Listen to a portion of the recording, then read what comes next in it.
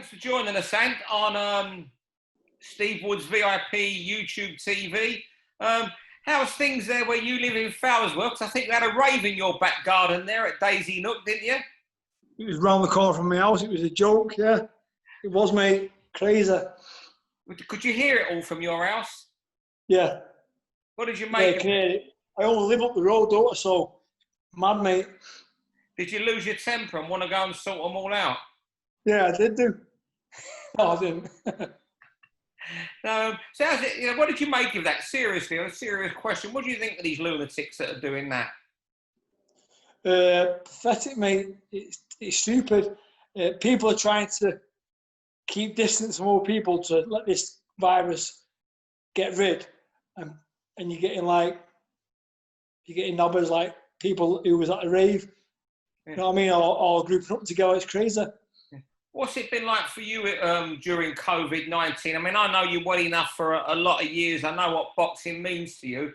I would guess you've been pretty tough to live with no boxing gym to go to. Oh yeah, nearly divorced, mate. Honestly, but lately we've been going in the gym or doing like singles.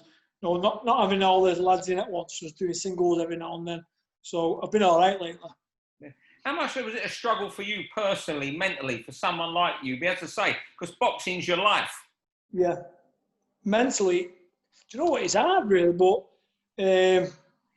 my son boxes now, so when the lads weren't allowed in the gym, I was still in the gym. Not obviously, it's my own gym, so I was in the gym with my son Frankie. I was doing the boxing with him, but it has been hard. Yeah. How old's Frankie now? 17. Well, how long ago did he take up boxing? I think it was about just over a year ago, I think. Wow, has he boxed yet at all as an amateur? No, he's not. No, not yet. So where's he? Is he going to box as an amateur, or is he just doing it for fitness? You know what? Or is he going to go straight pro? He might just go straight. He might just be going straight pro. He's been sparring with pros for. Well, no, he's been doing it for about 2 years now, but he's been sparring with pros for about a year, and it's very good. Even though he's my son, I don't want him to box. No, boxing can be an evil game. I don't want him to get punched, sort of thing, but he wants it. So who am I to tell him he can't do it? Because I've done it before. So, but he's very good. What we go back to Frankie? What's your wife said? Because she's been through it with all you for years, and she's seen you. She's been there for the great night. She's seen you, knocked out badly at home when like the Takaloo fight. She's seen, you struggled after boxing for a couple of years. So, what's her thoughts on that? Because at the end of the day, that's her little boy still. Exactly. But she just said, look, you've got to let him do what he wants to do. You've got to let him do that, and he really wants it. But I've got to change that because I didn't get knocked out of Takaloo. I got up off my ass with Takaloo. You're wrong.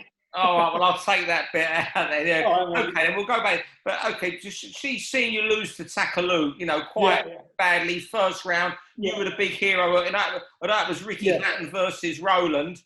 You were you'd sold as many tickets, if not more, than Ricky. It was, your family had the pub on the corner, the Derby Arms.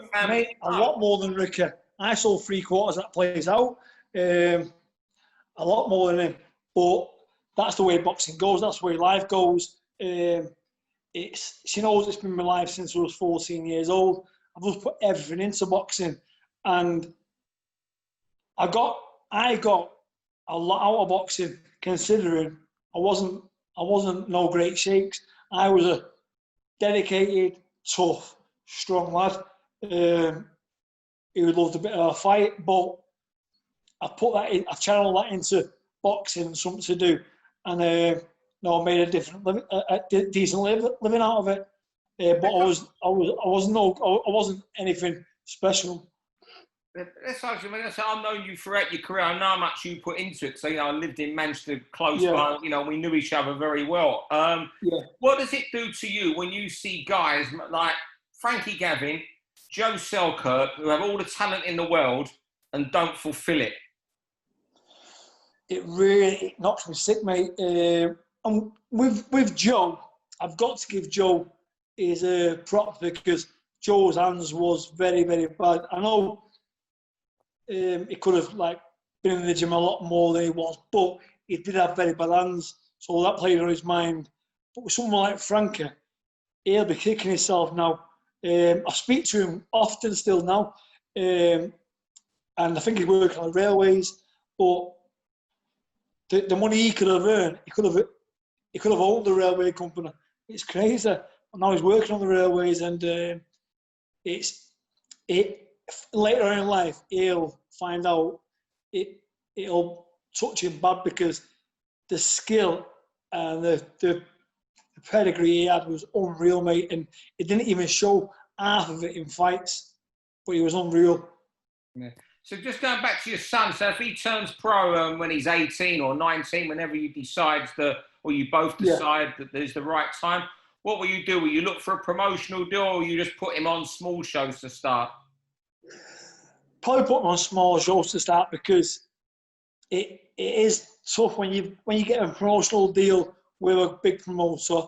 Like obviously you can't fight a lot of opponents where you're learning. A lot of these big ones want you to jump in quite soon, and I don't want my son doing that. I don't want no boxer I train doing that really, unless he's ready. And he's had no amateur career, so he's got to have 15 fights before he even, and he's young, 15 fights before he even gets wet, really, hasn't he? He's got to fight every style, in them 15 fights. It was like Conor Ben, really. Yeah. Not one of them. Like he's not a lot of experience, but he's been showing me like he's so dedicated and he wants it. And from this time where he is now, from where I was, at the same age, he's a lot better than me. He would have stopped me in a fight. Really, but as you say he's dedicated. He gets that from you. He's seen that you growing up. Even you training kids. You give them your life, them kids you train. Exactly. I do give them life. And that's why sometimes boxing can be hard, for a trainer, because the ones that are like 100% committed, it is hard because sometimes you don't get that back. And it's not me or other trainers that hurt it, it's the self later in life. I've got no regrets because I got out what I put in. Because I wasn't no special standout, but I've got my house paid for, and I got out what I put in there because, like I say, I wasn't very skillful, but I wanted it and I trained hard. And you only reap what you sow, don't you? Yeah. And now you're training fighters. Just tell us about your stable at the moment. Because I think you didn't have it for a while. It was very quiet, but I think you got a few lads in now, haven't you? Oh yeah. I got a few lads in. I've got some good amateurs as well coming down, who are doing really well. Got Lee Whelan.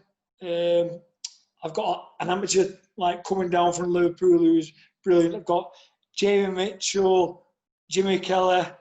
I've got a right good load of lads now. Jimmy Kelly's looking really good. Yeah, well, what's the plans with Jimmy? Because he signed with an American company, and before lockdown, I thought the plans were for you to have one fight here and then go over there and have a decent fight. That's what we was looking at. Well, his manager was James, but I'm not really. I just leave that to them. As long as I know they're performing well and they're ready to fight. No, tell me a date and I'll get them better. As long as they're performing well, they're living well, they'll be ready to fight and they'll win. Jimmy's a kid a bit like you. I mean, in the sense the dedication he's got is similar to what you had. He's, whenever I've come across him, he's come, the persona he gives is someone that lives boxing. Lives it, mate, and it's great to see. But he lives it. But I wasn't. Before I've known Jimmy since he was a kid, like a junior. But before I started training Jimmy, I didn't really know what kind of guy he was. But the guy is a belting lad. Sometimes you've got to get in people before you really know. Because sometimes I'm guilty judging people, you know, on first hand. And I've got to like get to know him really now. Okay, what did you think of Jimmy then as a boxer before you got him? Or, you know, you knew him. Did you always rate him though? Or was he one of those until you got hold of him, you thought, oh, he is better than what I thought? No, I remember him as a junior, as an amateur. I thought it was like, because he was, I remember going to watch him with Anthony Crolla, and he was only about 13, 12, 13, and he was walking through lads. He was stopping everybody. He was just stopping everyone. And then I think when you do turn professional, people just say, oh, do this, do that. They try to change fighters, and you can only, in my mind, you can only like improve fighters. You don't want to change them. You want to keep them as they are. But if you can add bits to them. With me, like I'm lucky enough because I've been there with say, I went with Billy Graham, who was a good trainer, don't get me wrong, but he had like one style where it was a Ricky Hatton style, and there's not a lot of people like Ricky Hatton. Ricky Hatton was a lot more technically gifted than I was. So I couldn't do the things he could have done. Probably Matthew Macklin could have done the things he could have done. So things like that. So I've got the outlook now is you've got to treat everyone totally the same. This different sort of where I've been at gyms and trainers where they've taught me how to be this style, but not taught me my style I should have and improve that style. But it's boxing and we live and learn. And who are the other pros you got at the moment, did you say? Jamie Mitchell, Lee Whelan. Lee Whelan is unreal. Lee Whelan will, if he keeps his feet on the ground, this guy can go as far as he wants to go. This guy is class. I mean, class. He's absolutely brilliant. Jamie Mitchell, Lee Whelan, Jimmy Keller. And Jamie Mitchell is very, very good. Very good. But it's hard these days because we need the fights. And it's great having Steve Wood as their manager because he's trying to get the fights for them. We keep him busy in that. But without a massive promoter behind him, you've got to sell tickets, haven't you? And if you're not a big ticket seller, you don't get on a lot of shows. So that's the hard thing. But we're sticking it there. We're sticking in there and trying our best. Have you ever been close up to doing something else in boxing, not training? Because I asked that, Arnie, because you've lost a lot of good fighters over the year. You know, through no fault of your own. You know, Paul Butler's the biggest name. You know, I think Tony Bellew was with you. Tony Bellew was with me. Frankie Gavin. You know what? Frankie, I've got over things like that because what people do in boxing is they look on social media or they'll listen to someone else or somebody will be down there. People who's down there on a lot of fighters I've trained or for instance, they won't do. They will have the commitment you have. So sometimes I've thought to myself, if you're the one that get in the ring fighting and I am in the gym before you, leave after you, and I want it more than you, it's not going to work because they're the one that should want it more than me. They're the fighters. It's their living. I'm trying to better them. But sometimes it used to piss me off. But now it don't. Like I say, I've had a Tony Bellew who was a good fighter. People was down easy. Frankie Gavin. But don't forget me wrong, I've ditched a lot of fighters myself who don't give me. I've ditched about 6 fighters, good fighters, who won't give me the commitment. Because I'm not. I could stay at home with my missus and my son, and watch telly or go for a walk or go on all day. But I'm in a gym constant because I want them to be the best, and I want to be a great trainer as well. But I'm not having people taking liberties and thinking they can come and go when they want, because boxing's boxing's too hard for that. Before we let you go, I'm asking everybody a prediction. Who wins Fury Joshua and why? Fury because he's got a better mindset. He's got a better mindset than Joshua. He won't give in. And this is no disrespect because people seen it in that first Ruiz fight. Joshua Gavin, he didn't want to know when the referee was counting him. And Tyson Fury I want him to win as well because he's a people's person. He's been down in the dumps and looked at bad times, and now look at him now. He's wiped himself down.